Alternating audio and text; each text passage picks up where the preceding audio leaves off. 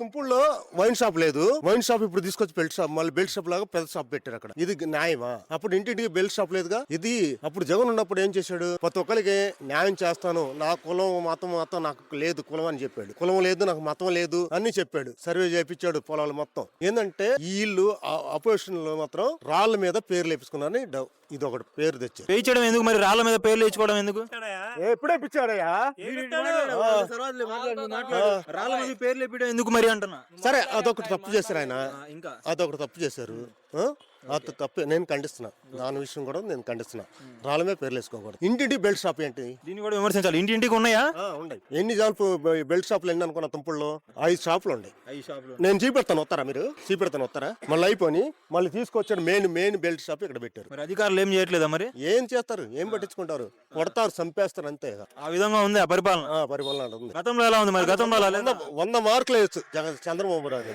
చంద్రబాబు మీద పోలిస్తే 100 మార్కులు 100 మార్కులు వేయచ్చు. చంద్రబాబు నాయుడికే 100 మార్కులు వేయచ్చు.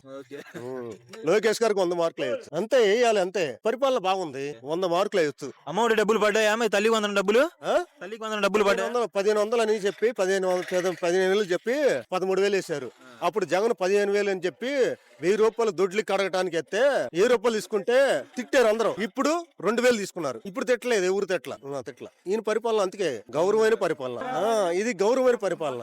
ఇప్పుడు జగన్ అప్పుడు ఒకళ్ళకే కదా ఇచ్చింది.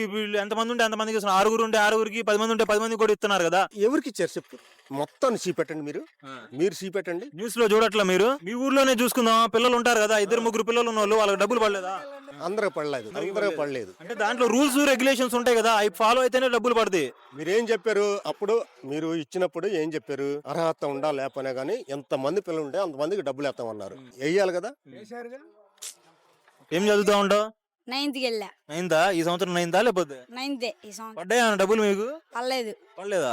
ఎందుకు పడలేదు? ఏమో మరి. మీ ఫ్రెండ్స్ కి పడ్డాయా? ఎంత పడ్డాయి? 13,000. వాళ్ళు పడినప్పుడు నీకెందుకు పడలా? తెలీదా? వెళ్ళి చూసుకోలేదా మరి సచివాలయంకి వెళ్ళి? చూసుకోలేదా? మమ్మీ వెళ్ళింది ఇవాళ. ఏం చెప్పారంట మరి? ఇంకా రాలేదు. నీకు ఒక్కడికైనా ఆగింది, ఇంకా చాలా మందికి ఏమైనా ఆగినాయా? చాలా మందికి ఆగినాయి అన్న. చాలా మందికి ఆగినాయా? ఎందుకు పడట్లేదు అంట వాళ్ళకి? ఏమో మరి. జగన్ అప్పుడు పడ్డాయా మరి నీ డబ్బులు? పడ్డాయి అన్న, అన్ని. ఎంత పడ్డాయి? 13,000 అప్పుడు కూడా. 13,000 పడ్డాయి. ఇప్పుడైతే నీకు చంద్రబాబు నాయుడు వచ్చేసి క్యాన్సిల్ చేశాడంట డబ్బులు. వెళ్ళి తెలుసుకోండి ఒకసారి, పడ్డాయో లేదో తెలుసుకోవాలి కదా ఫస్ట్. సరే. పోయినసారి పడ్డ డబ్బులు ఏం చేసావు? మా అమ్మ వాళ్ళు తీసుకున్నారు. మీ అమ్మలు తీసుకున్నారా? స్కూల్లో కట్టారా, ఇంట్లో వాడుకున్నారా? ఇంట్లో వాడుకున్నారు. నీకోసం ఏమైనా ఖర్చు పెట్టారు మరి? సైకిల్ కొనిచ్చారు. ఇదేనా అది?